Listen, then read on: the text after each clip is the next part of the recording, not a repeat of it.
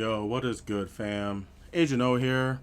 Kind of like with a thoughts, comment type of deal going on because I've actually got a lot of stuff to cover with this, so I'm just going to kind of jump right in.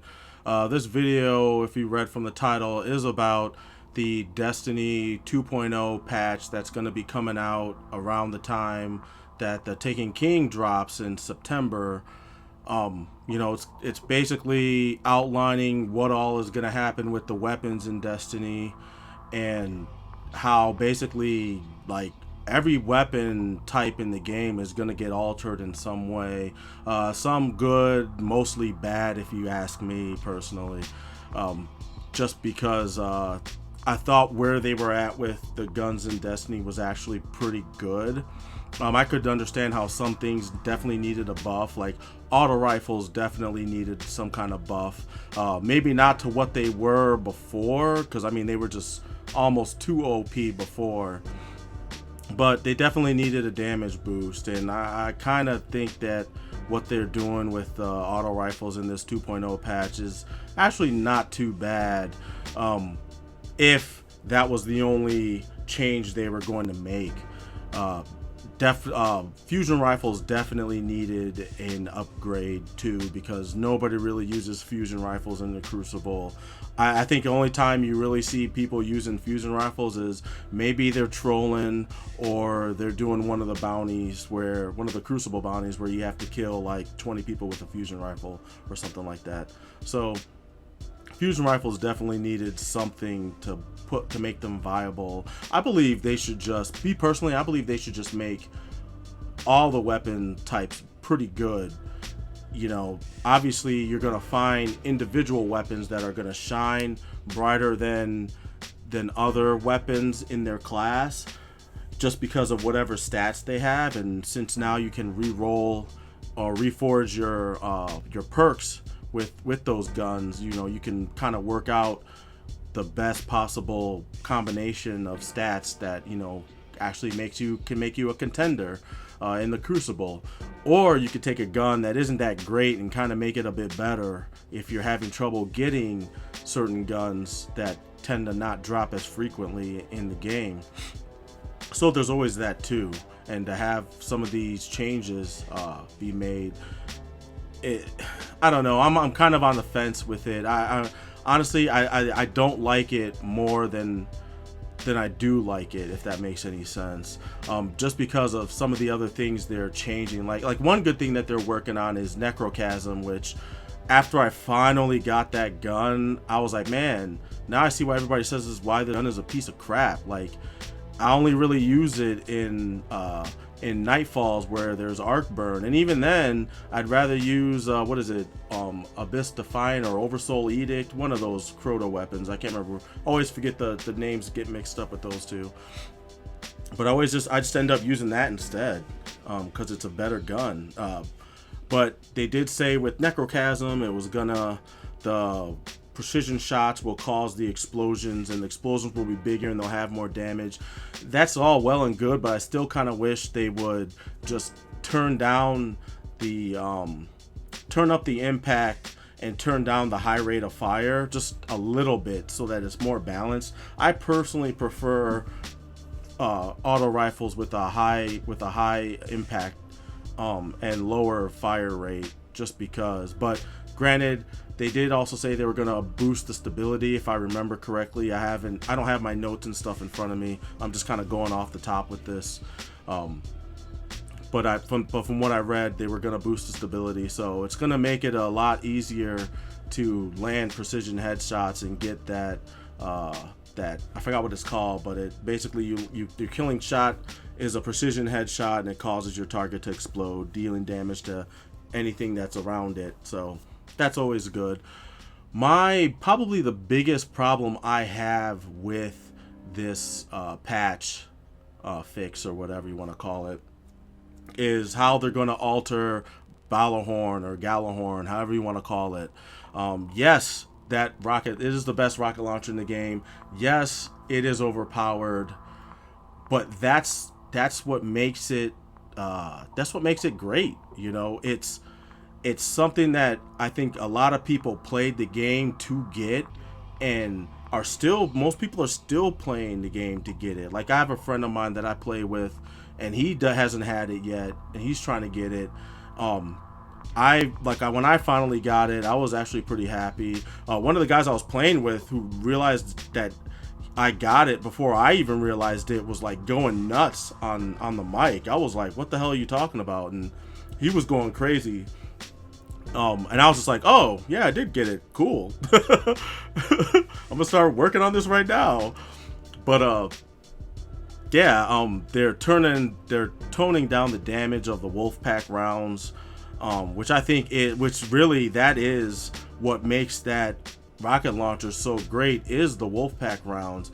It does a lot of damage. The initial blast does damage, but it's those Wolfpack rounds that add in that extra punch that really helps, that really makes that rocket launcher a go-to weapon in your arsenal.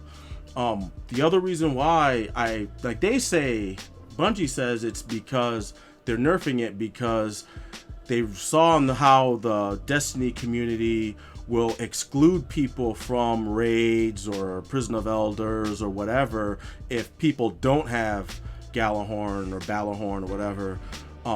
Which, yeah, that does happen, but I call bullshit on that. I think it's because Bungie got tired of people using Gjallarhorn to just destroy their bosses in a limited time amount of fashion. 3 people with Galley just go in there and just dump on the boss and kill it real fast. I see why people do that. Yeah, gamers are always gonna try and find the shortest distance to their goal, the easiest, shortest distance to their goal. I understand that. I've done it, and I'm sure the people who make the game, who play the game, have done it. And the reason why people do that, for those of you that don't play Destiny, because a lot of people will just say, well, stop being cheap and try to cheat the game and just play the game the way it's supposed to be played. Well, yeah, but let me explain why people have done that. Now, Bungie, with their boss battles, they're kind of stale in the sense that, and some people noticed this right away, even from the beta and from some of the stuff they revealed. Like, I remember Ryasuke had a video where he was pointing out how the bosses are bullet sponges, and he was absolutely right. I mean, they didn't really change that much when the actual game dropped. Let's take Skolas in Prison of Elders, for instance. Level 35 Skolas. You have, like, the setup for that boss battle is you have Skolas, giant ass, big ass boss. You have his adds, which, for those of you that don't know, adds stands for additional enemies that, come out into the playing field at different intervals. And you basically have Skolas hunting you down, shooting you with his weapon that does a crap ton of damage. You have the fallen adds, which you have your captains that are shielded. They have their shrapnel shotgun that does a lot of damage up close. Their melee does a lot of damage. You have your vandals with their arc blasting guns, and the blasts actually follow you. They're homing blasts, and if you don't dip behind cover fast enough, that blast will come around the corner and still hit you if you're not quick enough to get out of the way. You have your dregs, which are the weakest enemies. They just sit there behind cover, and they'll pop out and take pot shots at you with their guns, and they will heave grenades at you with some, like, Joe Montana Hail Mary Super Bowl throw. I mean, they throw those things from such long distances and have incredible accuracy with it. So you have those. Then you have your servitors, which are these flying circular drones, and they're shooting big void blasts at you. So you have all these things. I mean, because they're aggressive in this level 35 Prison of Elders, and they're shooting at you. And granted, it's level 35. Understand it has to be hard. It can't be a cakewalk. I get that. But it tends to not be fun. Like, I understand. There has to be a balance, and it does. And there's so much stacked against you that it's hard. Like, you can one fuck up and you could basically lose it for your whole team. And not counting the fact that, you know, since it's level 35, the level cap for your characters is 34. And so for some of you that don't play the game, you might think, well, that's not too bad. But in reality, it's a major advantage to the enemies, because you go into this battle automatically doing 20 to 30% less damage, and they're doing 20 to 30% more damage on you, if I've got my numbers correct. You know, anybody out there, please correct me if I'm wrong. Most people are more up on Destiny and all the semantics and the logistics of the weapons and the, you know, damage rates, the time to kill and all that stuff than I am. But yeah, you're basically going in weak as fuck. And so it's no wonder why people turn to Gjallarhorn, because you kind of need something to try and balance it out so that it feels like this feat is going to be a bit more doable. They've since changed the level 35 Skolas, and it's a bit more balanced now, but it's still incredibly hard if you don't have the right guns and you don't have a good enough team that's good at communication and everything. So to me, that was like my biggest gripe with all of these changes that are going on. And I mean, the whole community, I think, is upset about it. I read way more comments that are negative about all this than I have positive ones. But I've also read constructive comments in the forums and in the Bungie forums, and I have a couple comments that I'm gonna focus on that I thought was really good. One guy mentions a Forbes article, because I didn't even know Forbes has a gaming area in their site or whatever. But this guy talks about how he remembers a GDC talk by somebody from Blizzard, and the guy from Blizzard said that, you know, for their games, he always balances up. Like, he was talking about both with I think World of Warcraft and Diablo. He said it's better to explode everything out into weird and new directions by enabling the players, because you want the players to have that sense of power with their weapons or their abilities or whatever, which is true. And for some, and in a lot of ways, you do feel powerful in Destiny. But then in other ways, you know, depending on the setup, you know, the game can really just bend you over and make you take it, you know, no joke. Some Nightfalls are just like, man, what the hell? Like, how did you expect anybody to beat this? But, you know, you had to find a way, you had to figure out a way to do it. And, you know, sometimes it wasn't playing, sometimes the way to do it wasn't playing by the rules of the game. It was kind of finding your own little shortcut to do it. And I'm not above using shortcuts in this game, because they really try to stack everything against you. Which, I mean, that's what the game is supposed to do. They're supposed to make the game hard and challenging, blah, blah, blah. But I dug this comment because I feel like maybe that was a direction they should have at least tried for a little bit. You know, if Thorn is ruling fucking Crucible, then make it so that other guns can compete with Thorn instead of nerfing Thorn and then trying to nerf and balance and tweak and blah, blah, blah, you know, your way into, I guess, pissing off your whole player base. But yeah, I mean, that guy has a really good, point that he makes. And also, I'm going to provide links to all these comments, just so that you can go and read this stuff for yourself. You can also read the Forbes article, because it's actually a really good article too. There's another dude who, he feels also that they're going the wrong way with the weapons balance, and he has a really long comment. I am not going to read this comment because it's very, very long, but it's very, very good, and I've included screen caps of it so that, you know, you can pause it and read it, or, you know, read it as you listen or whatever.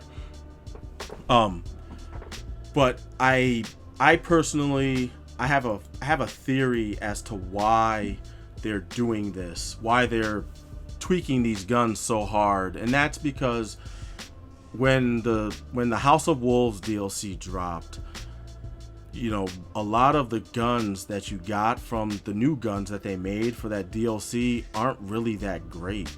Like, you can go back and use a lot of the guns you've already gotten from the Dark Below and from, you know, a vanilla Destiny, and they're still viable, they're still relevant. You know, you have everybody running around with a fucking Fatebringer from the Vault of Glass, which I actually haven't gotten yet. I've gotten Hawkmoon and Gjallarhorn, but for some reason that gun eludes me.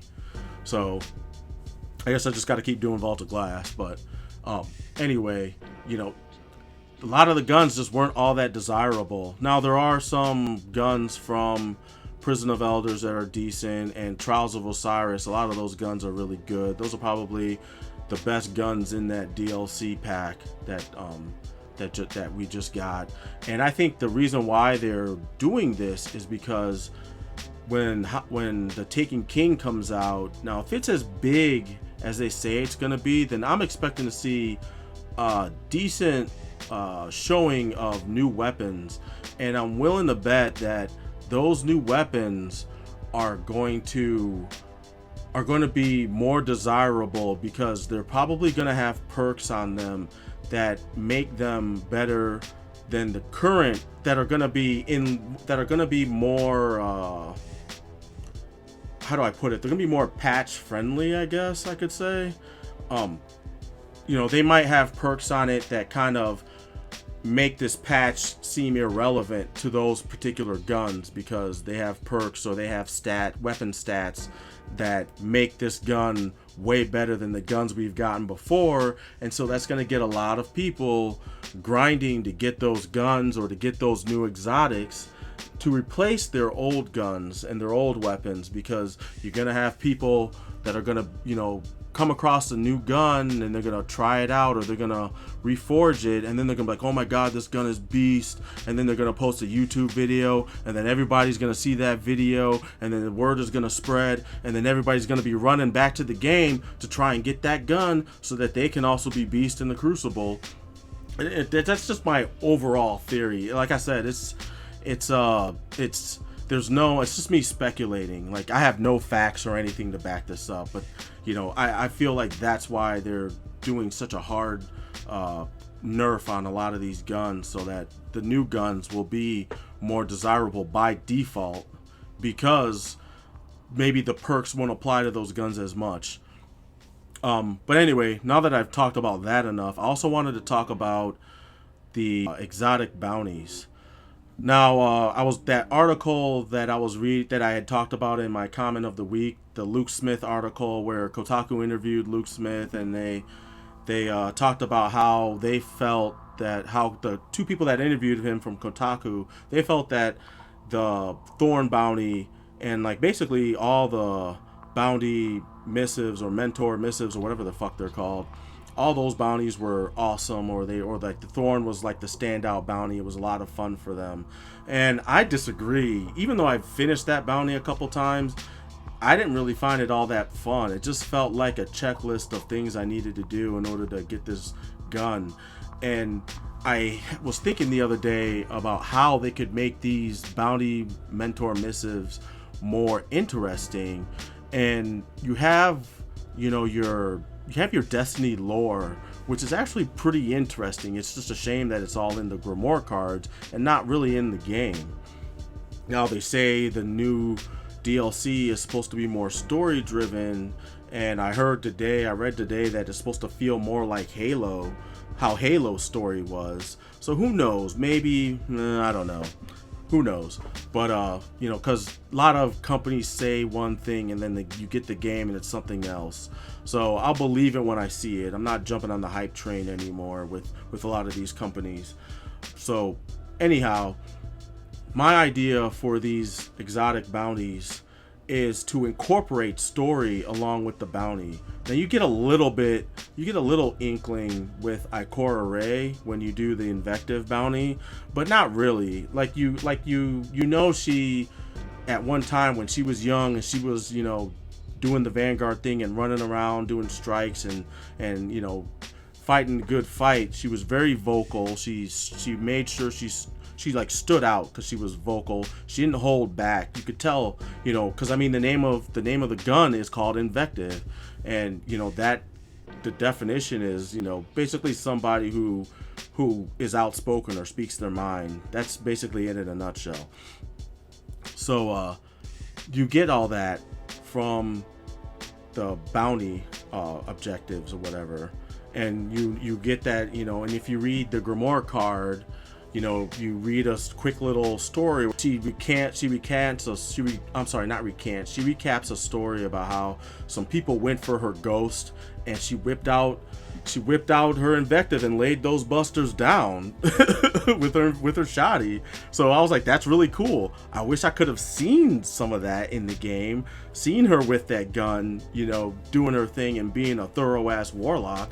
But you don't get to see all that. It's just all told to you, you know, in passing, it feels like. So with these exotic bounties, they should really try to cram in some of this story, or even some of the backstory. Like when you go for Thorn, since Thorn is the hot button topic of the, you know, Destiny and the Crucible, so I'm just going to focus on that because there's a really interesting story in the Grimoire cards with the gun Thorn, and it would have been cool had they actually covered some of this in the game when you actually go to try and get the gun and complete the bounty. Like the last thing you have to do for that bounty is you have to kill a witch called Zyor the Unwed, and that's such an odd name. And when I first heard that, I was like, okay, what's the background with this character or this witch? You know, why is she unwed? Who was she supposed to wed? Was it supposed to be the guardian that created Thorn and then went to the dark side or whatever? You know, all these things you could have told during this exotic bounty while you're trying to complete it. You could have gotten the backstory, because you never find out they never completely come out and tell you who the guardian is, because his name has been erased from the archives, and he goes by a new name called Dredgen Yor. And but there's supposed to be clues in the story that might tell you who he actually was, because he was a heroic guardian who somehow eventually turned to the dark side and started messing with Hive tech, and that's how Thorn got created. The gun got created, and he basically went to the dark side. He felt like he wanted more power, and that's the way he achieved it. So, you know, and I'm just paraphrasing with all this because there's if you read the Grimoires, there's way more to it, and it would have just been awesome if they could have crammed some of that in there instead of just, you know, kill a bunch of people in the Crucible because that's what that guy did. He actually killed a well-known Titan who was like a champion in the Crucible. He went in there with Thorn, killed him, and drained all the light from his body, and that was like a big deal. So I think he later on or after that he got cast out or exiled or something like that. But it just would have been awesome had they shown you maybe some flashbacks of that, and maybe give you some insight as to who this guy actually was. And by the end of it, you find out who he is, and you get this gun, and now you have to kind of, you know, fight to, you know, your dark side or whatever. I don't know. There's ways they could have just crammed story into this, and that's really what I want to see. Like I said before, I'm more into the PvE. I'm not as much into the PvP, and it would have been cool if there had been some story with that. Hell, even if they had maybe made some story dealing with PvP, that would be cool too. I'd be down for that. If there was some way they could cram some story or some kind of narrative that just was contained within the PvP section of the game, I'd be down for that. Then that would get me to play it more. It'd get me motivated more. But yeah, that's basically it. And that was kind of just my little idea or whatever with these exotic bounties, to make them a bit more interesting and not just a laundry list of things I need to check mark off to get done with no real reason you know, or narrative to go along with it as to why I'm doing it, other than just I need to do it to get it out of the way so that I can get this gun and, you know, start wrecking shop on enemies in Crucible. So that's pretty much it. I've got really nothing else. I'll catch you guys on the next video. I'm Agent O, and I'm out. Peace.